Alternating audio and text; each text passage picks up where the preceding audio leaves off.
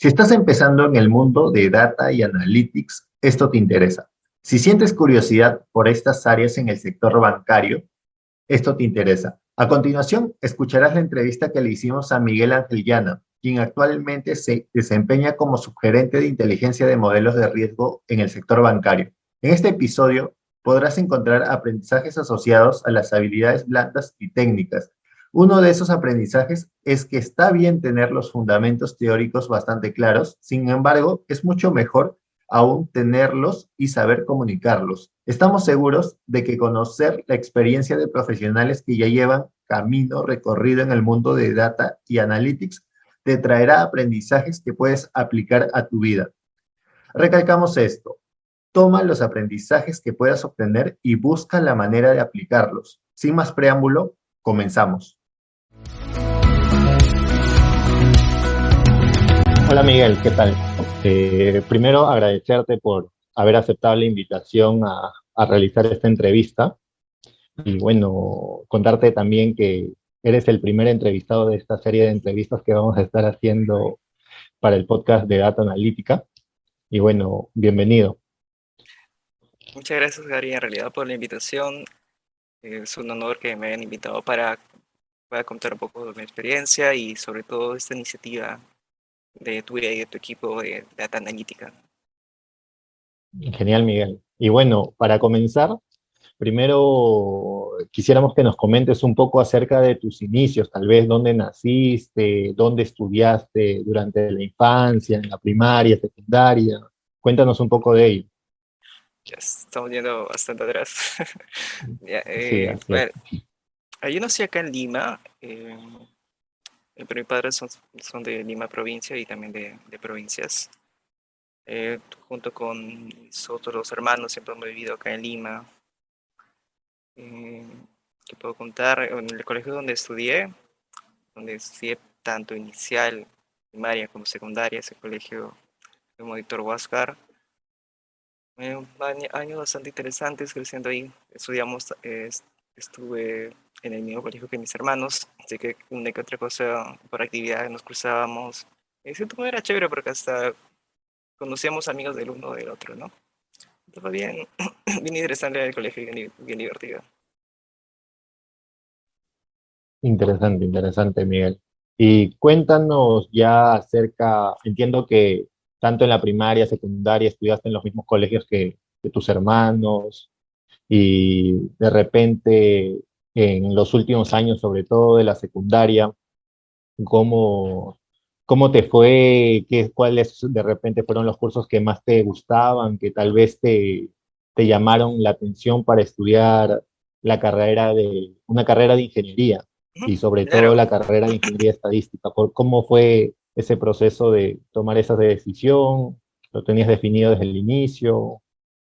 ¿Cómo fue? Eh, bueno, mi padre es alguien que siempre quiso estudiar en la uni y él me compartió bastante esa idea de que es una muy buena universidad, que tenía que estudiar ingeniería, sí o sí. Y en ese entonces teníamos una idea de que podría ser que era una carrera muy demandada en ese entonces, como ingeniería entre sistemas, ingeniería industrial, ¿no? ¿Y por qué quizás en la uni? Y porque también acepté, porque sentía que me gustaban mucho las matemáticas. Me iba bastante bien dentro del colegio, en realidad, ¿no? Incluso en otros ramas, no solamente la de matemática, física también era un curso que me gustaba muchísimo, junto con química. Y creo que el que me sienta cómodo con esas materias también hizo que apoyara la idea de mi padre de que estuviera en la uni, en una carrera de ingeniería. Pero estando dentro del colegio no tenía exactamente claro qué es lo que quería estudiar, qué tipo de ingeniería, porque bueno, sabemos que la uni tiene muchas carreras de ingeniería, eh, cada una distinta a la otra. Claro que todos compartan tener una base matemática sólida, pero entonces eh, el poder elegir, o la primera vez que postulé una carrera asociada a ingeniería económica. Dijo, eso ya fue la segunda ocasión ingeniería económica y otras carreras de la mano. La carrera de ingeniería estadística, en ese momento también sonaba algo como no se me había pasado por la mente el haber elegido esa carrera, pero compartía la facultad donde la carrera que vi, en inicio estaba interesado, y el interés era, no era tan definido, era como que quizás un feeling, ¿no? Quizás ahí faltaba un poco más de detalle, un taller vocacional de por medio para que me pueda ayudar a definir exactamente cuál era la carrera que me iba a gustar más, y no especializado, ¿no? Porque estamos hablando de las carreras de ingeniería. Y bueno, digamos, ese es uno de los motivos por el que elegí como que introducciones no muy alejadas tanto de la carrera de ingeniería económica con la de estadística. Bueno, ya habiendo postulado, habiendo obtenido los exámenes claro, el examen ordinario, bueno, me entero que ha sido admitido, ¿no? Ingresé, ¿no? Aquí, no, bueno, no fue tanto tiempo, ya fue 2 años de preparación, pero un año lo estuve haciendo mientras estaba en el colegio. Claro, el quinto grado de secundaria era eso y es prepararme. Y no fue suficiente, bueno, me di cuenta que el colegio no tenía un nivel como que tan alto o tan esperado como para poder prepararme o ser competitivo dentro del examen ordinario. Así que necesité un poco más de tiempo para prepararme y bueno, igual ya se dio, también me esforcé para ello y pude ingresar a la uni. Y bueno, no ingresé a la carrera que querían como primera opción. Había ingresado a ingeniería estadística. Y bueno, y empecé a conocer a mis compañeros cuando fuimos a las primeras pruebas psicológicas, entrega de documentos, entre otras cosas. Y literalmente conocí varios de los chicos con los que serían mis compañeros. Incluso en las clases, hay unas primeras clases que se dan, no recuerdo exactamente cómo se llaman, y ya sabía quiénes iban a ser mis compañeros de la carrera. Y algo que como que para poder concretar la idea de por qué finalmente permanecí en la carrera de ingeniería estadística era porque puedo decir que hubo una cierta suerte de fortuna de que los estudiantes de ciclos avanzados estaban por la facultad. Y ahí, no vamos a dar unos nombres, pero algunos nos comentaban cómo era su experiencia de la carrera más adelante y cuáles eran los cursos que nos deparaban. Y bueno, en ese entonces lo que estaba bastante de moda era la minería de datos. Eso era, sí, yo recuerdo, era un boom. Siempre nos hablan de ser minero de datos, que hay hay una línea profesional bastante interesante y que ellos también indicaban que bueno, la demanda iba a incrementarse, porque estaban haciendo esa necesidad de poder interpretar los datos, de poder hacer modelos predictivos para las empresas, sobre todo porque ya estaban empezando a darle ese valor.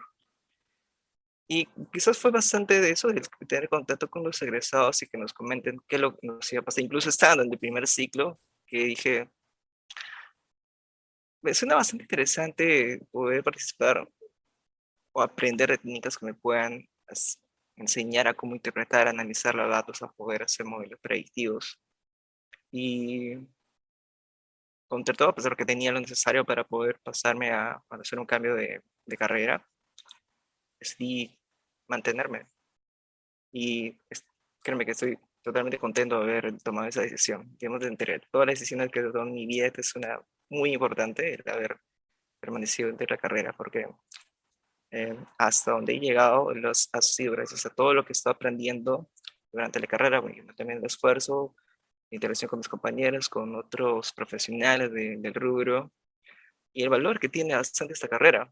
Y ahora lo tiene aún más. Bueno, ahora otras carreras han entrado como que a sumarse, porque ahora hay un nuevo boom que es la ciencia de datos, que permite a otras carreras de ingeniería también poder sumarse a esto. Pero nosotros como que hemos estado ahí primero y hemos evolucionado, como que creo que una de las cosas que bastante de mis compañeros era estudiar o para hacer prácticas en áreas de BI, porque era como que lo primero, no poder meterse a analizar los datos de cierta empresa, ¿no? Industria. Y lo otro, ya deseado, era poder hacer minería de datos, ya poder hacer modelos predictivos. Y bueno, hablando de eso, eran bastante los que apuntábamos al sector bancario, porque era uno de los sectores más atractivos para nuestra carrera. Interesante, Y interesante, la verdad. Miguel, todos los que nos cuentas. Entiendo que, bueno, uno de los pilares fundamentales para que permanecieras en la carrera fue el hecho de que estudiantes de ciclos posteriores te contaron un poco más de su experiencia y su perspectiva que ellos tenían ya de la carrera, estando ya, habiendo visto como que lo que tú en ese tiempo, en unos años tal vez Sí, ibas a visualizar. Sí, exactamente. sí. Y a nivel así, en la universidad, qué tal te fue académicamente? ¿Cómo te considerabas un buen alumno? ¿Cómo te fue durante la universidad? Bueno, algo con lo que me caracterizo es que trato de como que esforzarme bastante en tener buenas notas, pero también del lado aprender, ¿no? Porque si uno se enfoca bastante solamente a obtener notas, puede dejar de lado cómo ese proceso de aprendizaje. Y eso también me gustaba porque quería entender exactamente cómo funcionaban las cosas, al punto de tener que meterme quizás un poco más en la teoría para poder entender la profesión, ya que eso ayudaba a que bastantes de las cosas que nos hacían o nos pedían dentro del examen como demostraciones, fueran un poco más sencillas, porque una vez asimilado y pasan los años, incluso ahorita como que tengo bastante noción de lo que había aprendido en la universidad, justamente porque me he enfocado bastante en la teoría. Mi desempeño como alumno dentro de la universidad, diría que bueno, he dado lo mejor para tener un buen desempeño. Se me ha considerado como que un buen alumno por, mm, bueno, eso es lo que dicen algunos compañeros. Yo igual, eh, trataba de serlo, o sea, no llegaba como que a decir, hoy soy, sí, nunca, creo que nunca le he dicho, sí, soy un buen alumno. Solo decía, "No, quiero estudiar, quiero sacar buena nota, quiero entender bien esto, porque eso es lo que quería". Y bueno, si viendo de forma externa, después de varios años, sí diría que como que hice lo que pude para tener un buen desempeño dentro de la universidad. Y, y tengo, bueno, mm, no voy a hablar exactamente de posiciones, pero sí estoy contento con cómo finalmente terminé dentro, bueno, ya cerrando todos los ciclos en la universidad. Interesante, Miguel. Y no sé si nos podrías contar un poco acerca de, bueno, de repente imagino que han sido los últimos años de la carrera, cuando ya decidiste buscar prácticas profesionales. ¿Cómo fue ese proceso para ti? ¿Te fue difícil encontrar tus prácticas preprofesionales? No sé si nos Claro, puedes comentar sobre ello. yo empezaba a buscar prácticas profesionales en el séptimo ciclo, ¿no? Ese ciclo recuerdo que no encontré prácticas, porque estaba buscando sobre todo algo de BI. Y bueno, había llevado unos cursos de programación, de SQL, y que sentía que eso me podía dar a ese lo necesario como para poder empezar a practicar en esa área. Pero no era lo suficiente y bueno, entonces todo ese ciclo seguí estudiando y normal, ¿no? Fue en el siguiente ciclo donde ya habíamos llevado algunos cursos, yo había adelantado algunos cursos que hablaban ya de modelos predictivos y de modelos predictivos que se utilizaban en justamente industria bancaria, hablando de modelos para predecir la probabilidad de default de clientes. Una acotación. La probabilidad de default o PD es una medida de calificación crediticia que se otorga internamente a un cliente con el objetivo de estimar su probabilidad de incumplimiento en un periodo determinado. Fue que eso, siento que eso hizo un poco más atractivo mi CV, porque ella decía que conocía cómo desarrollar esos modelos, cómo interpretar el tal muy famosa regresión logística, que es lo que se usa mayormente en los bancos, bueno, lo que se usaba mayormente porque era una metodología tradicional y ayudaba de fácil interpretación y por regulación que ahorita puedo decir es, si vas a empezar con una metodología tendría que ser eso. Y así fue, en el octavo ciclo estoy buscando igual prácticas y apuntaba a una industria, a un banco específicamente porque era el lugar donde todos queríamos, bueno, varios de nosotros queríamos estar, era uno de los bancos más grandes Y después de obtener la entrevista, bueno, sí, estaba un poco nervioso. Al menos por los conocimientos teóricos que tenía, fue que me aceptaron. Porque creo que podía decir antes es que en las otras entrevistas que tuve, faltaba bastante esa tranquilidad que yo pueda hacerles llegar a los que me estén entrevistando, o sea, ser un poco más ordenada en la forma como me estoy expresando, no tener miedo a hacer preguntas, a desenvolverme. Eso me faltaba y creo que al menos dentro de la universidad nos faltaba un poco de eso, de quizás unos cursos que nos puedan trabajar un poco más de la parte emocional, cómo afrontar situaciones de estrés, ya no, bueno, en la universidad dando exámenes, sino de desenvolvimiento, porque algo que es muy importante es hacerles saber qué es lo que uno sabe. Y nosotros viniendo de un lado bastante técnico, que no tenemos mucha formación en eso, podemos hablar con bastantes tecnicismos. Y eso para una entrevista, digamos, por el lado de recursos humanos, puede ser un filtro que no puedas pasar. Así que, incluso para hablando de ser practicante, hay que tener esa capacidad muy buena de comunicarse. Y yo creo que a pesar de ello, bueno, como valoraron bastante el lado técnico, bueno, pude entrar. Pero sí es algo que yo, no sé si actualmente lo están haciendo dentro de la universidad, sería que lo hagan desde el quinto ciclo. Era cuando ya tengamos los cursos de especialización, que recuerdo eran a partir de ese ciclo, se complementa ese lado. Porque cómo debe ser profesional no debe solamente ser totalmente técnico, si es que va a estar en el sector privado, porque más adelante, cuando vayamos creciendo profesionalmente, vamos a afrontar otro tipo de retos, ya no netamente técnicos, sino de cómo guiar un equipo. Y bueno, para ello, ya pues estas habilidades deben estar bastante trabajadas, pero es bueno y sería ideal que en la universidad, bueno, a menos que alguien nos dé ciertas nociones de que, oye, sí, esto también tienes que trabajarlo, pero créeme que si no lo haces ahorita, quizás en las entrevistas no te vea tan bien y al menos trata de pasar primera entrevista. Ya cuando sea una entrevista con tu jefe directo, bueno, él sabe más del tema y sí puedes hablar un poco más de tecnicismo, ya, como que ya estás adentro, pero pasas primer filtro, esa barrera de la comunicación que a veces tenemos algunos, es vital y es como una recomendación que yo daría a los estudiantes ahorita, no necesariamente de nuestra carrera, sino a cualquiera que está apuntando bastante a un sector privado. Bueno, si es haría un poco más de investigación, no necesariamente, porque ahí sí, mientras más técnico, mejor todavía, pero por el lado de crecimiento en el sector privado sí, es muy importante. Muy, muy interesante, la verdad, Miguel. Sí, sobre todo el tema de la comunicación, combinar, bueno, las habilidades tanto técnicas, ¿no? El conocimiento técnico con las habilidades blandas. Exacto. Sí.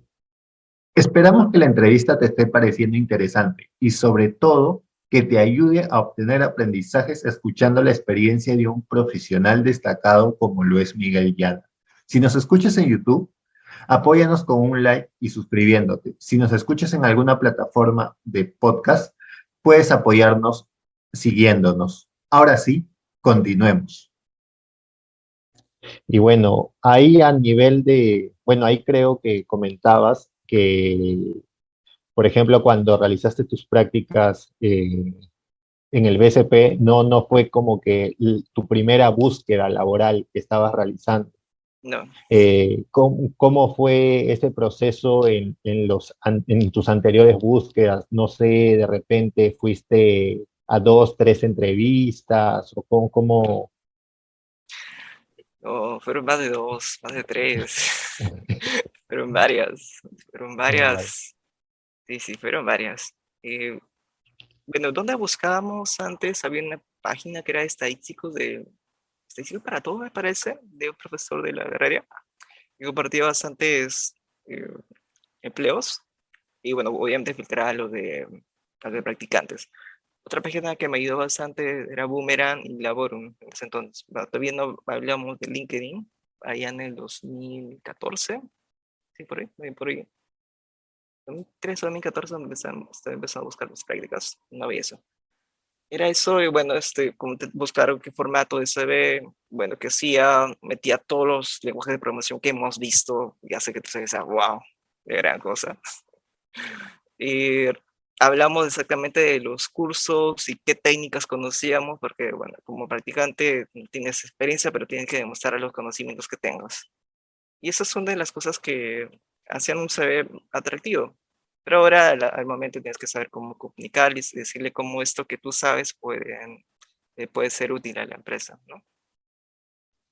Efectivamente. Otra duda que ahí nos surge, Miguel, es más que todo entrando ya a tus prácticas preprofesionales que realizaste. Por ahí en nuestra búsqueda encontramos que realizaste una implementación de un indicador de calibración estadístico. Ya no sé si Ah, nos sí. podrías, no sé si nos podrías comentar cuál era, bueno, o cuál es la importancia de tener este tipo de indicadores y cómo es que se puede medir este tipo de indicadores. Ok. Wow, sí, eso cuando estaba haciendo mis prácticas en banca, en el área de auditoría de modelos, donde teníamos que empezar bueno, a mí me dieron para revisar bastante literatura acerca de indicadores de calibración. Estuve revisando muchísimos libros.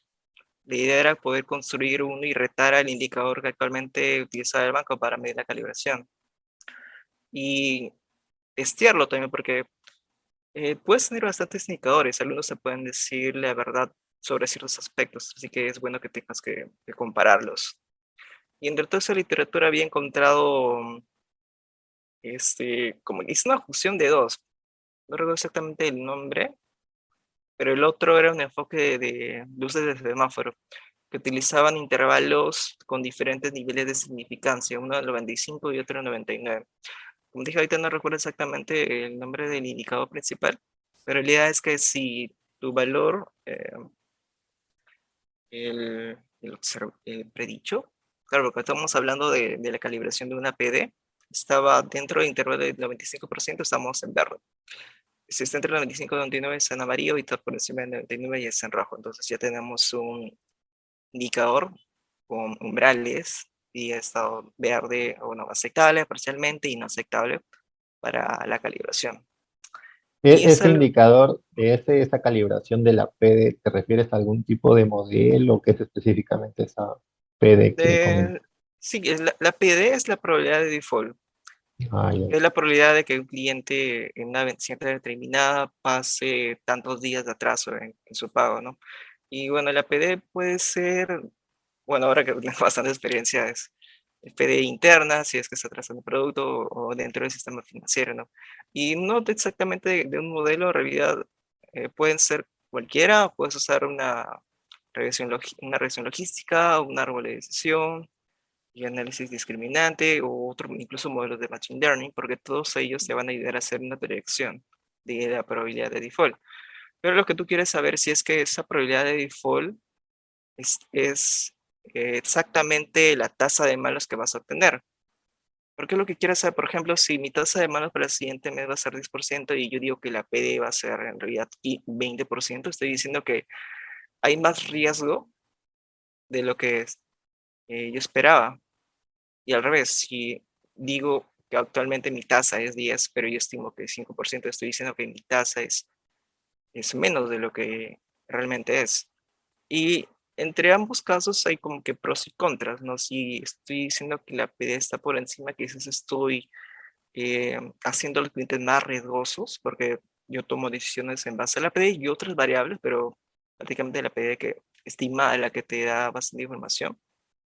Y el banco podría estar perdiendo oportunidades de ofrecer nuevos créditos. Ujú. Si es que estoy sobreestimándola. Y por el lado de la subestimación, bueno, es que ya va por el lado regulatorio de que no puedas estar atinándole o dices que tus clientes son menos riesgosos de lo que realmente son. Entonces, por ambos lados, ves que hay aspectos negativos. Así que el que esté calibrado a decir que sí, la PD que estoy estimando con mi modelo se acerca bastante a mi verdadera tasa de malo, es un aspecto bastante relevante. Incluso ahora hay bueno, modelos de pérdida esperada que toma la probabilidad de default y esta probabilidad de default tiene que estar calibrada, tiene que estar bueno, en estado aceptable en calibración para poder utilizarla, porque eso te dice más o menos cuándo hace la pérdida esperada en determinado portafolio por, bueno, los clientes que actualmente tienes, ¿no? Entonces es un aspecto bastante importante, ¿no? De la parte de la calibración de la PD. Interesante, interesante. Creo que, bueno, ese ejemplo refleja bastante, o sea, la importancia incluso de que tienen aplicaciones estadísticas dentro de la industria ya. Y luego ahí, Miguel, vi que luego de terminar de la universidad te desempeñaste, bueno, en otra empresa del rubro bancario, en Scotiabank específicamente. ¿Nos podrías comentar un poco acerca de tu trayectoria en dicha empresa? A Scotiabank, la empresa donde empecé a ya trabajar formalmente en el BCP, en el BCP fueron prácticas, ya fue mi primer empleo formal en el área de validación, en BCP estuve en una auditoría, y bueno, era bastante emocionada de poder tener mi primer trabajo y un área que estaba aplicando, donde utilizamos modelos estadísticos. Es lo que yo estaba buscando. O sea, no era exactamente el de desarrollo, pero el de validación. Y era un área que como que estaba formándose, o sea, había bastantes cosas que uno podía crear. Y bueno, eso fue el inicio. Hablando de, claro, la validación de modelos estadísticos, que fue bastante chévere. Aprendí muchísimo de la banca porque el hecho de validación no simplemente es como que replicar el modelo. A continuación, Miguel comenta diferentes puntos que aprendió dentro de un área de validación de modelos. Muchos de ellos son aspectos técnicos. Esto sobre todo refleja que las áreas donde se puede aplicar temas de data y analytics probablemente tengan más aplicaciones e importancia de lo que creemos inicialmente. También hace referencia a eventos dicotómicos. ¿Qué significa ello? Es aquel evento que puede tomar solo dos valores. Usualmente se representará como uno la ocurrencia de dicho evento y como cero que no ocurra el evento. De esto tenemos que tener en consideración que los modelos de regresión logística suelen usarse para predecir la probabilidad de ocurrencia de estos eventos dicotómicos. Además, se menciona el término apetito, el cual hace referencia al apetito a riesgo que tiene una empresa, el cual define si el riesgo está dentro de los límites aceptados. ¿No? De poder entender que las variables que se han utilizado sean apropiadas, que se han construido con la definición que esperaban, tengan un sentido de riesgo esperado, que a nivel de correlación estén altamente correlacionadas, es decir, evitar los problemas de multicolinialidad, tenga un poder predictivo aceptable, ver su estabilidad, porque eso es lo que suele pasar en los modelos, y algo que es, bueno, teóricamente lo sabemos, ¿no? Nosotros decimos que los modelos, la relación entre las variables y tu evento a predecir es constante en el tiempo, pero bueno, el tiempo pasa, ¿no? Las características pueden cambiar, así que tienes que medir estabilidad si es que esas características tienen al menos la misma estructura que tuvieron cuando tú desarrollaste el modelo. Bueno, y otro indicador, como que uno de los bastantes más importantes a veces, es el poder de discriminación. Bueno, ahorita estoy hablando enteramente de modelos de riesgo de crédito, de predicción de probabilidad de default, porque hay otros tipos de modelos, como estimadores de ingreso, que bueno, se miden de otra manera. No hablamos de poder de predicción, sino como que tanto se acerca el ingreso estimado al ingreso que yo eh, tengo, ¿no? Hablando, claro, hablamos de predicción, de poder de discriminación, una de las métricas muy importantes en la validación de modelos. Y bueno, el deterioro de esto puede llevar a acciones como dejar de usar el modelo, porque el banco debe contar con, bueno, un banco o cualquier industria con un modelo que le permite discriminar entre dos eventos dicotómicos, una herramienta adecuada que está acorde con su política. Porque acá estamos hablando de cómo vamos a gestionar los modelos de riesgo, ¿no? Obviamente, nuevamente al corriente, estamos hablando de modelos de riesgo. debe manejar cuál va a ser su apetito para determinados modelos y eso se puede medir en términos de poder de discriminación. El banco podría no tolerar modelos con poder de discriminación por debajo de ciertos umbrales y ya debe tomar medidas como reemplazar esta herramienta en el corto o inmediato plazo. Interesante, Eh, Miguel. Ahí no quiero dejar pasar la oportunidad de, antes de que empieces formalmente tu trabajo como en un área de validación de modelos, luego de salir de la universidad, ¿cuánto tiempo te desempeñaste durante tus prácticas preprofesionales? Ujú. Y ese tiempo que te desempeñaste, o sea, la extensión de ese tiempo, ¿tú qué tanto consideras que es importante como para ese paso, ¿no? Que creo que todo egresado universitario quiere, que es conseguir su primer trabajo. ¿Tú crees que ese tiempo es bastante relevante? ¿Qué opinas sobre ello? Va a ser relevante dependiendo en qué área también estés apuntando, ¿no? Por ejemplo, algo, el conocer la data de cierta industria también te puede ayudar a trabajar en otro tipo de áreas. Y algo como que si en banca estuviste en data y luego quieres mover a modelos, es posible porque ahora conoces la data del banco. Y hay unas cosas que debes saber como que dónde se guardan, manejar las fuentes principales de información como es el RSC. Créeme que es muy importante, te suma bastante. Pero cuando uno quiere hacer modelos, no es que, oye, pido la data y hago el modelo. En eso era, bueno, en mi tiempo, hablo de mi tiempo, hace 8 años, ¿no? En realidad, el conocer la data, de dónde poder extraerla, es lo que uno necesitaba antes de hacer el modelo. Y en realidad ahorita sigue siendo ese gran dilema, el poderte contar con la información, el poder manejarla. Si uno no sabe cómo manejarla, y, bueno, hablamos de que no tienes un área que se encarga de procesar y mantenerla limpia, no vas a poder hacer el modelo, no vas a poder darle valor agregado al área y venderte como profesional. Es cierto, yo puedo sumar a la empresa mediante el trabajo que hago, pero no lo vas a poder hacer si es que no maneja la data. Así que creo que practicar en áreas de conocer data en cierta industria te puede llevar a otras áreas que sean más atractivas para ti, ¿no? Solamente por conocer la data.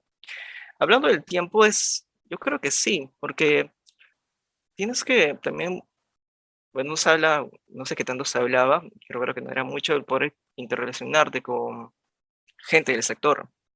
Al menos el sector de banca y el de modelos suele ser uno bastante pequeño, porque tu jefe puede ser amigo, puede tener su amigo en otra empresa, pero que está buscando ya un analista, ¿no? Y tú siendo practicante o estás a puertas, como digamos, en tu área ya no pueden renovarte porque bueno, a veces no hay el presupuesto, a veces no hay la opción, te puedo recomendar. Creo que el tiempo también es importante porque indica cuánto compromiso muestras con el área donde estás y obviamente establecer buenas relaciones bueno, con tus jefes, con tus compañeros, porque sí, como dije, siendo una industria, un sector bastante pequeño, todos nos conocemos. Entonces, ya trabajar eso con el tiempo siendo practicante te va a abrir puertas y te va a facilitar bastante sobre cuál sería tu siguiente paso, cuál sería de todas las opciones que tengas para hacer bueno, tu primer trabajo no formal, ¿no? Como ya un analista. Interesante, Miguel. Eso, bueno, recalca bastante también el tema de poder fortalecer su red de contactos, ¿no? Sí, Su networking, incluso antes de egresar de la universidad, para que te pueda ayudar a conseguir futuras oportunidades. claro. Y ahí, Miguel, luego de que estuviste en esta área de validación de modelos, que entiendo que iniciaste como analista de validación de modelos, me Sí. parece, luego de ello, ¿cuáles fueron los siguientes retos que asumiste? ¿Cómo fue que llegaste a ellos? No sé si nos puedes comentar sobre eso. Claro, como había comentado, es un área que recién se estaba creando y era como que el primer ensayo que tenían para hacer validación. Mi jefe era matemático, mi otro compañero era de sistemas y nos ayudaba con la parte de la validación de implementación, la que se hace usualmente en un motor de base de datos. pero tenía todo el reto de poder fortalecer metodológicamente la validación de modelos.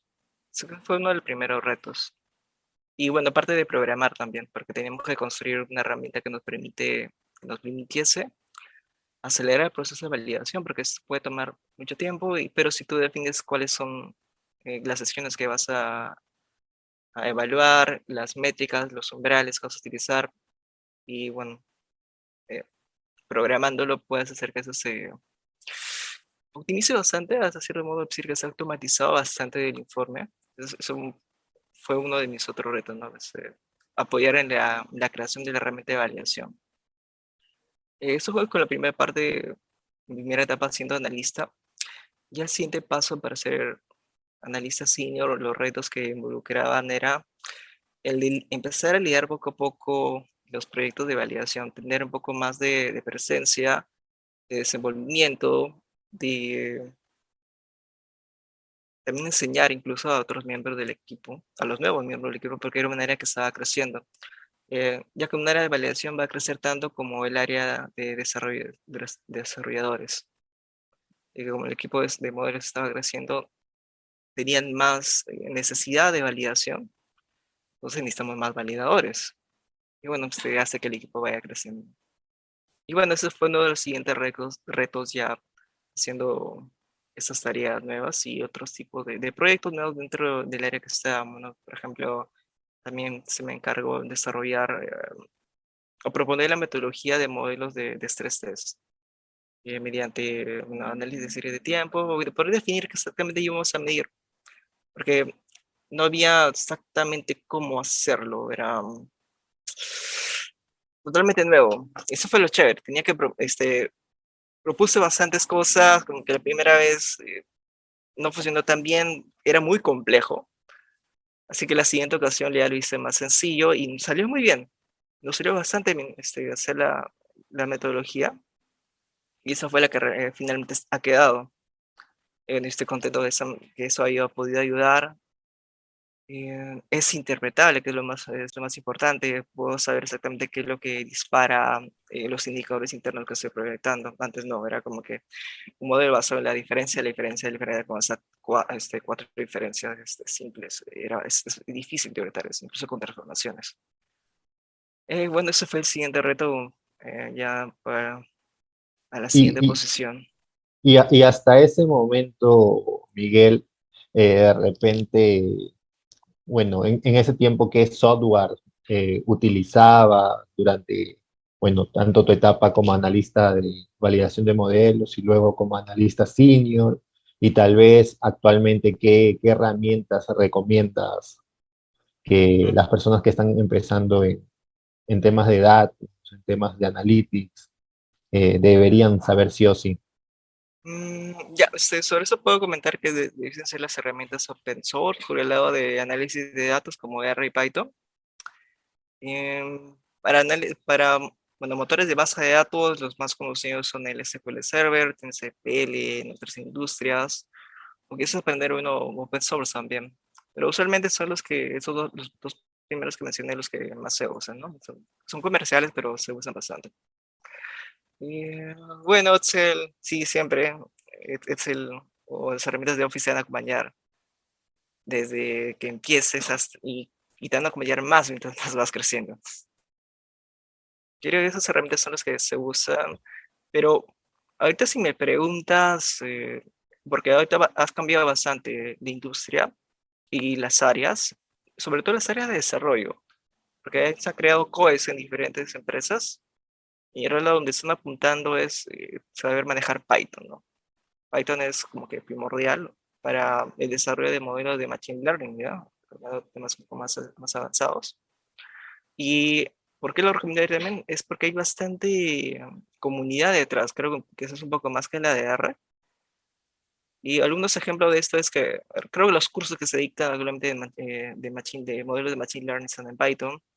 La plataforma de Cable, que es donde se hostean bastante competencia de modelos, vas a encontrar bastantes notebooks o kernels que eran donde tú escribías tu código en Python. Y algunas de los que han ganado estas competencias han compartido sus soluciones, están en Python. Entonces diría que Python se ha hecho bastante popular dentro de la comunidad, bueno, maneja el tema de Machine Learning. Creo que aparte tiene otros beneficios, ¿no? Para la parte de implementación y desarrollo de aplicaciones.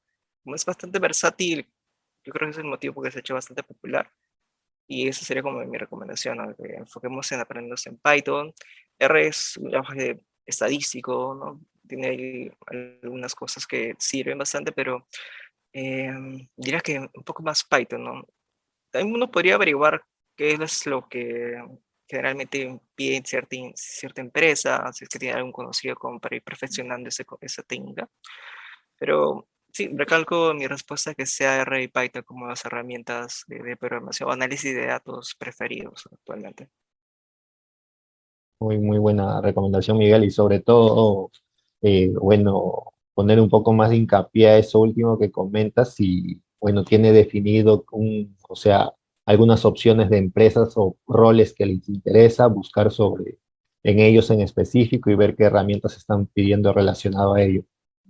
Ahí, Miguel, para ir continuando de repente sobre tu trayectoria luego de ser analista senior, imagino que te tocó ya, no sé si te tocó liderar equipos ya después de ello, ya en tu siguiente reto profesional, luego de que terminaste de ser analista senior. Sí, el siguiente paso era, bueno, había tenido un buen desempeño durante esa posición y se me dio la oportunidad de dar el siguiente paso, que era ser especialista. Esto ya cada vez implicaba el de meterse poco, no tanto como antes, y enfocarse más en la parte de liderar, de diseñar el proyecto, de guiar a los validadores, verificar, bueno, cómo están haciendo los informes, apoyarse en cualquier tipo de consulta cuando bueno, ya tienes mucha experiencia de por medio y sabes bastante la respuesta que te pueden ir haciendo, incluso cómo solucionar algunos problemas que a veces son habituales. Y eso fue lo siguiente, ¿no? Es empezar ya a tener más presencia que antes durante los proyectos de validación y otras tareas dentro de la unidad, porque siendo un área de riesgos estamos sujetos a visitas regulatorias y nos dan, bueno, revisan los procesos y pueden emitir algunas recomendaciones. Y esas tienes que implementarlas y cuando uno ya tiene experiencia, conoce bastantes cosas, se le dan otro tipo de proyectos como ese de responder ciertas observaciones de los reguladores o incluso antes de eso poder sustentar al regulador, ser quien representa, hablando del banco, porque en realidad cuando uno responde al regulador está representando al banco, ¿no? Y se te confía en esa tarea porque, bueno, si conocen cómo has estado desempeñado, te conocen todo lo que has venido aprendiendo y pueden confiar en la persona. Eso y diferentes, los nuevos proyectos que se venían dentro del equipo, porque no solamente veíamos la validación, veíamos seguimiento, modelo de rating, riesgo, otro tipo de estrés, modelos de IAS, el riesgo país, incluso desarrollo de nuevos modelos no financieros. Entonces, estando en esa posición, tenía la oportunidad de poder participar en diferentes proyectos. Y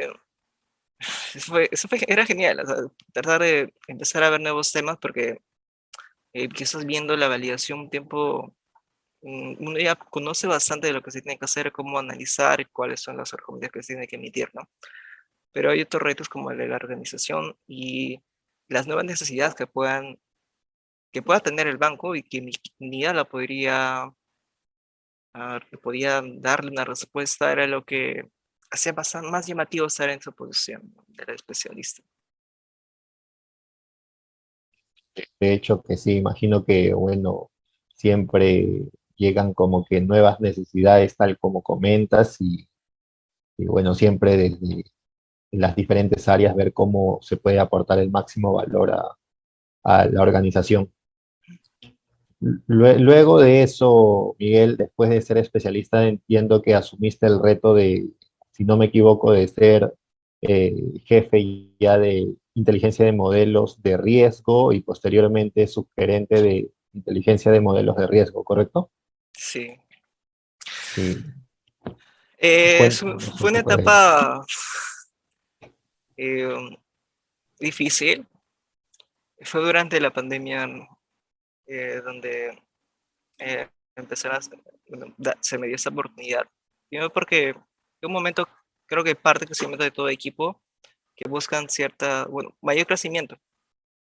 Y eso abre una la opción de que vayan rotaciones dentro del equipo. Sumado a eso, el contexto de pandemia, de que todos estamos trabajando de forma remota, era quizás lo retador, ¿no? Dentro de esto. Y el hecho de que tenía ahora sí una total exposición, como que total representante de la unidad,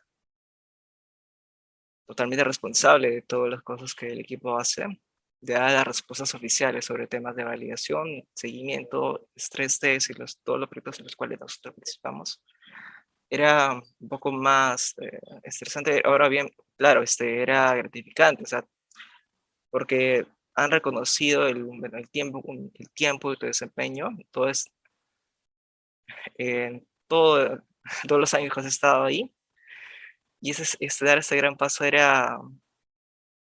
sí, fue bastante importante. Tenía que, como que tomar la decisión de si lo tomaba porque implicaba que mis habilidades blandas que estaban desarrollándose, acelerarlas, acelerar ese crecimiento, o sea, todo eso que no pude aprender por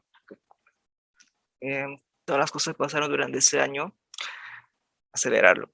Fue retador, no voy a mentirlo, pero me siento contento de que se me haya dado esa oportunidad y que actualmente haya podido dar es como que ese salto extra, porque como mencionaste, estaba como jefe, era un periodo de prueba y bueno, dependiendo de ese tiempo iban a evaluar si es que me daban la posición, la verdadera posición. Y bueno, pasó el periodo de prueba y se me dio la oportunidad y no lo dudé, en ningún momento lo dudé, sabía que esto era lo que quería y era una formalización en realidad, formalización de las cosas que venía haciendo como jefe, pero ya sale como que tema de validación, ya, esta persona, Miguel, ¿no? Y lo responde sobre estos temas también. Bueno, ahorita, como mencioné, había bastante rotación. También uno de los retos fue poder construir nuevamente el equipo, porque había una rotación significativa dentro del área. Bastante de las personas con las que habíamos trabajado tiempo decidieron salir por motivos de crecimiento profesional. Y eso fue el siguiente reto, empezar a entrevistar a bastantes candidatos para llenar todas las posiciones que se habían abierto dentro del equipo. Y sobre todo, más que el conocimiento técnico, era poder conocer cómo las personas iban a poder trabajar. Recuerda que ahí todavía seguíamos en trabajo remoto. Y era un poco, era más retador poder conocer cómo una persona realmente es. En presencial al menos puedo ver un poco más sus gestos, eh, su reacción. Bueno, al menos creo que de forma remota puede ser un poco mm, más manejable, pero quizás en presencial uno se siente o pueda mostrar exactamente cómo reacciona. Y eso fue lo segundo más retador, ¿no? El hecho de poder armar el equipo y poder armar uno muy bueno que pueda mantener el espíritu que el equipo siempre ha tenido, que ser bueno, responsable siempre y bastante compañerismo entre ellos. Y eso es algo de lo que actualmente me siento contento, ¿no? El equipo se lleva súper bien, han hecho como que, no sé, como que clic entre todos ellos, entre ahí bastante unión. Y yo creo que eso ayuda a tener un buen ambiente laboral, lo cual también apoya que uno pueda tener un mejor desempeño dentro de sus funciones. El trabajo siempre va a traer estrés, pero qué mejor manera de que tener un buen ambiente, un clima laboral para poder sobrellevarlo, ¿no? Que, es como que el Totalmente último de que acuerdo. estoy contento de que haya sucedido en mi equipo. Totalmente de acuerdo, Miguel. Muy, muy enriquecedor toda esa experiencia y toda esa trayectoria que has tenido hasta este momento. Y ahí una duda que nos surge es, si tuvieras que contarnos acerca de toda esta trayectoria, una anécdota que tú crees que marcó como que un antes y después, un Miguel de antes y un Miguel, como que decir nuevo, ¿cuál crees que sería? Am, anécdota principal. Si de Podría repente contar. alguna anécdota que te trajo algún aprendizaje que lo sentiste como que esto es algo que no conocía hasta este momento y esto me va a poder ayudar a desarrollarme mejor, ya sea en habilidades blandas o de repente alguna otra cosa que te hayas dado cuenta. No era exactamente una anécdota, era un proyecto en el que participé, quizás uno de los que tuve total responsabilidad y implicaba bueno, interactuar con equipos no locales, sino de la casa matriz, que es en Canadá. Como, bueno, en ese entonces mi jefe estaba como que a full con todas las cosas que teníamos que hacer. Bueno, me dio más, claro, la confianza de que yo mismo llevara, ¿no? Igual estaba ahí acompañándome, pero era yo quien empujaba ese proyecto. Eh, Ese proyecto salió muy bien. Eh, fu- eh, digamos como que pude demostrar que si hay algo crítico, porque era crítico lo que teníamos que resolver con ese proyecto, se me podía confiar, confiar en mí para poder resolver proyectos críticos. Otra cosa que puedo mencionar ahí fue, bueno, el inglés me ayudó bastante. En Canadá se habla en inglés, yo había estudiado hace unos años atrás, había terminado ya, pero no siempre lo practicaba, pero acá como que estuve repasando más para poder hacer la comunicación más fluida y que las cosas también corran más rápido, porque no había mucho tiempo tampoco para poder responder a ese o dar solución a ese problema. Entonces fue ese tema, bueno, acá estoy añadiendo el idioma porque a veces como que no le damos bastante importancia, pero es aprender un siguiente idioma que es el inglés, bastante comercial, es bastante bueno. Si es que estás aprendiendo también porque hay bastantes recursos muy buenos en inglés. E incluso ahora con esta nueva forma de trabajo de forma remota, si quisieras trabajar para una empresa, probablemente el siguiente idioma que te pidan que sea el inglés. Así que puedes aprovechar eso, ¿no? Y bueno, si tu empresa tiene una casa matriz que habla inglés, definitivamente tienes que aprenderlo porque te va a abrir oportunidades a poder relacionarte o comunicarte con tus pares bueno, de ese país. Bueno, en este caso, el inglés también me ayudó bastante porque era de las pocas personas dentro del equipo que tenía una capacidad buena, menos, de transmitir nuestras ideas en otro idioma. Eso y sumado a cómo lo pude llevar al proyecto son cosas que terminaron dando, creo, esta imagen de que podía dar, eh, si se daba la oportunidad, un siguiente paso, ¿no? Hablando cuando era especialista, ¿no? Y se fue una de las cosas que me ayudaron bastante o que sumaron bastante a que me puedan elegir, considerar como jefe, ¿no? Muy interesante esa anécdota, Miguel. De hecho, bueno, siempre interactuar en un idioma que no es el principal, ¿no? No es el idioma materno, siempre es realmente un reto. Y ahí, otra de las dudas que nos surge, Miguel, ¿cómo ves actualmente el panorama ya de las áreas relacionadas tanto a temas de data y analytics? ¿Cómo consideras que está ese panorama? ¿Qué crees bueno, cuál es tu opinión sobre ello? Por ejemplo, creo que en varias empresas se viene mencionando que de repente el futuro es full herramientas que estén en la nube, no sé, ¿qué opinas acerca de... Yo considero que, al menos de ese último punto que mencionaste, yo creo que sí, porque el costo se está abaratando. O sea, creo que te sale más barato rentar espacio en la nube que tener tu propio fierro dentro de tu empresa. Obviamente que eso tiene que ir de la mano con ciertos protocolos de seguridad de la información, como encriptación, para que la información sensible que puedas tener que subir a la nube vaya y en caso se pierda, esté segura, ¿no? Otro de los temas que podría mencionar, bueno, asegurarte que sea un buen proveedor, que pueda responder en cualquier momento, porque imagínate que tienes algo core dentro de la nube, eso no se puede caer. O sea, como que en proceso de pago, de pagos, aplicaciones de bancos, eso no podría caerse, ¿no? Pero sí considero que debido a la adaptación de los costos de almacenamiento, podríamos considerar trabajar más en la nube que tener herramientas o fierros dentro de una organización.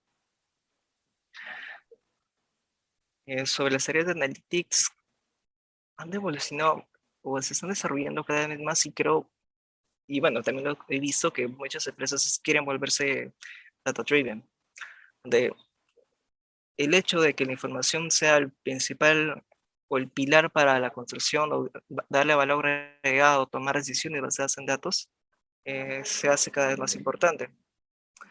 Esto ayuda a que, bueno, existan áreas como de gobierno de datos, cosas que no se hablaba antes, áreas enteras enfocadas a asegurar que la información que se está produciendo sea buena, de calidad, cosa que puedas construir, ¿no? Porque si no pasa lo de trash in, trash out, ¿no? No puedes utilizar cualquier información porque lo que construyes sobre ello también va a ser cualquier cosa. Solo para recalcar que con trash in, trash out se hace referencia a que si ingresas datos que no son de calidad, evidentemente se obtendrá un resultado de mala calidad.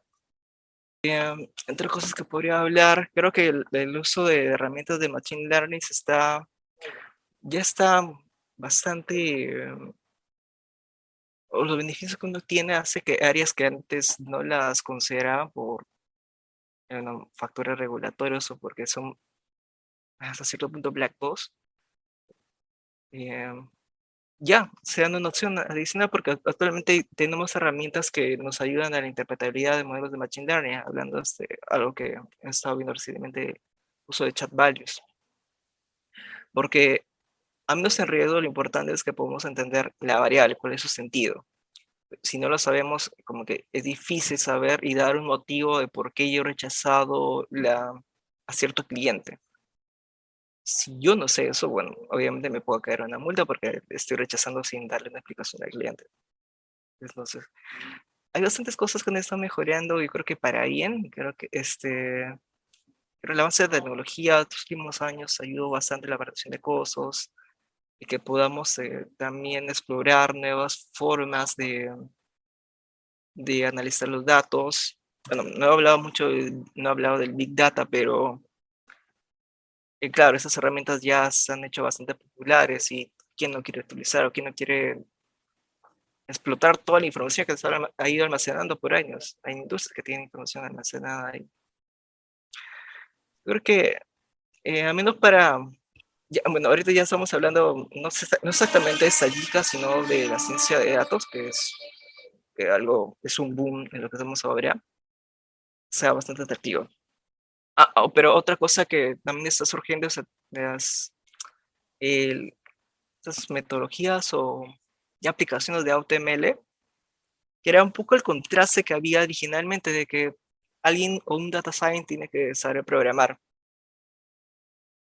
Pero, ¿para qué nacieron estas herramientas? Para que justamente analistas de datos también puedan beneficiarse del uso de estas técnicas más potentes en nivel de predicción, no de las más clásicas o, claro, explotar eso. Pero no tener un conocimiento tan avanzado, porque bueno, para hacer un modelo Machine Learning de inicio a fin, hay ciertas partes como la elección de los hiperparámetros que te pueden tomar tiempo, por eso los métodos para evitar el overfitting, incluso la preparación de los datos, no es tan sencilla porque para ciertos algoritmos necesitas hacer algunas transformaciones en tu data. Todo eso ya se está como que metiendo nuevamente en estos programitas que conocíamos antes para hacer de cierta manera que cualquier persona pueda utilizarlo. Y eso como que es, lo veo y de cierta manera trae beneficio, que otras áreas puedan utilizarlo, pero debe haber también de por medio motivación de que las personas no solamente se queden en ese nivel, sino también puedan ir aprendiendo más y más, a menos de los fundamentos teóricos, porque es lo que realmente marca la diferencia. Porque si tu algoritmo está fallando por algún motivo, en algún lado se cae, si es que no tienes un fundamento teórico, no vas a poder entender dónde exactamente. Y eso podría ser como que el lado malo de estas herramientas, ¿no? Hablando entre lo bueno y entre lo malo, no todo es color de rosa. Pero creo que hay bastantes cositas que actualmente se están haciendo que pintan muy bien, digamos, esta industria, o menos todas las personas que estén interesadas en la ciencia de datos tienen como que varias opciones, ¿no? Quizás enfocarse un poco más en conocimiento de negocio, ser programador fuerte y duro en eso, eh, otro tipo de herramientas en la nube. El trabajo remoto también se suma porque creo que es un beneficio que hemos ganado, considero que hemos ganado, pues, bueno, el precio que se ha pagado es, bueno, no puedo mencionar ello, haber pasado la pandemia, pero hay que adaptarnos a los cambios. Hay muchos cambios que nos están ocurriendo recientemente y hay que ir adaptándonos a ellos, ¿no? Es un poco contradictorio, pero lo único, la única constante es el cambio, ¿no? Sí, genial, Miguel. Han habido, creo que, bastantes aprendizajes que nos has compartido durante toda la entrevista, como son el tema de la comunicación, eh, armar de cierta manera una red de networking, luego el tema que comentas de tener los conocimientos o bueno, los fundamentos sólidos y sobre todo saber cómo transmitirlo esto a otras personas. Y último, el tema de adaptación a los cambios. No sé si te gustaría, bueno, comentar un poco y sobre todo, dado que has tenido de cierta manera experiencia en el tema de reclutación de nuevos miembros para tu equipo, ¿qué skill crees que hace falta potenciar o desarrollar actualmente en el mercado? ¿Qué es lo que opinas sobre ello? Y sobre todo, ¿qué sugerencias darías a personas que están empezando en este mundo? Así ya como para finalizar un poco esos dos puntos, los skills y qué recomendaciones darías a las personas que están entrando en este mundo de data y analytics. Sí. A ver, la parte de la programación. Eh, si bien no está totalmente interiorizado el tema de la HTML, eh, por mientras necesitamos tener buenos conocimientos de programación. Como dije, R, Python son los preferidos. Eh, Destacaría un poco más Python. Creo que R igual lo podías aprender si tienes una base fuerte en programación. El manejo de data, definitivamente debes conocer algún motor de base de datos. O sea, manejar bien el lenguaje Transact SQL necesariamente. Llevar bastantes cursos en MOOCs. Hay bastantes cursos ahorita online que puedes aprender, que puedes llevar para los temas que estamos hablando de ciencia de datos. Hay una infinidad. Pero hay buenas plataformas como edX, Coursera, donde puedes llevar buenos programas de universidades reconocidas. A eso también podrías sumarle que puedas tratar de llevar algunos o desarrollar propios proyectos con información que tengas, tipo consultoría probablemente, porque si es que estás haciendo, acá hablando de cambio, ¿no? De un área donde no necesariamente has visto los temas que quieres ver en la nueva, al nuevo puesto que estás aplicando, eso te ayudaría bastante, ¿no? Tener un portafolio de proyectos. El tema de la comunicación también es bien importante. Ahora, si bien puede haber entrevistas virtuales, presenciales, a mí me tocó más vivir las virtuales. Y el tratar de hablar de forma pausada, tratar de mantener la calma en cualquier momento, es bueno, porque igual va a depender del nivel de la posición. Si es un junior, como que quizás buscas más que su fuerte sea lo teórico. Si es un senior y un especialista, sí necesitas que el nivel de comunicación sea mejor.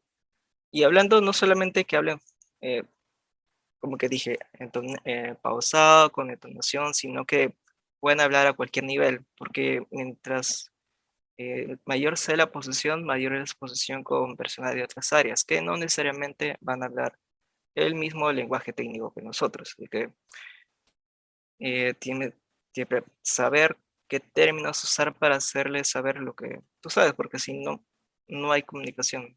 No, la persona no va a saber lo que tú haces, no le va a poder encontrar el valor. Y algo que, hacer una cosa, para mí el inglés también es importantísimo. Porque al menos cuando uno quiere investigar algunas cosas, por ejemplo, estoy buscando de método de explicabilidad de Machine Learning, los recursos que hay están mayormente en inglés. Y si no al menos sé leer inglés e interpretarlo, ni siquiera voy a poder saber lo que necesito. Así que esas son las cosas que yo rescataría de, claro, el proceso de entrevista que he hecho, ¿no? Pero al final, claro, el inglés fue como un poco más determinante mientras más altera la posición. Porque casi todos estaban como que parejos, pero el idioma, siendo un banco canadiense, bueno, era más importante. Genial, genial, Miguel. Creo que todas esas últimas recomendaciones que nos has dado todavía entrega mucho más valor a las personas que están interesadas en estas áreas. Y como última pregunta ahí, Miguel, ¿me podrías comentar el nombre de algún profesional que crees que deberíamos entrevistar sí o sí en algún momento y por qué? Alguien que se te venga a la mente por ahí. Un nombre, dos nombres. Un nombre, algún de repente, alguien que tú creas que tiene tanta experiencia que esa experiencia debería ser compartida porque, o sea, si no se comparte, Ah, no, sí, el mundo se está perdiendo de mucho valor. eh, bueno, yo conocí a Cristian Amado, no sé si la han considerado, es una persona que ha hecho una transición, ¿no?, del mundo académico al mundo, a la industria, y que tiene ambos de esos mundos. Creo que su experiencia es bastante valiosa por el lado de, digamos, los estudios que uno puede llevar, las oportunidades que pueden existir, porque también estudió un tiempo en el extranjero, y hacer esa transición, si es que alguien también está en el mundo pero quiere pasarse a otro sector. Sí, yo recomendaría a Cristian Mao. Genial, Miguel. Muchas gracias por tu participación. Estoy seguro que este podcast tiene demasiados aprendizajes y gracias de nuevo, Muchas Miguel. gracias, Gary, por la invitación. Ha sido un honor poder compartir algo de mi experiencia con ustedes. Sí, genial. Muchas gracias por llegar hasta el final del episodio. Esperamos que te sea de mucha utilidad. Recalcamos una vez más, es importante aplicar los aprendizajes que hayas podido obtener de este episodio. Y si te gustó la entrevista y crees que será de valor para otras personas, apóyanos compartiéndola en tus redes sociales. Somos Data Analítica y potenciamos el talento de universitarios y profesionales que se encuentran interesados o están incursionando en áreas relacionadas a datos. Hasta un próximo episodio.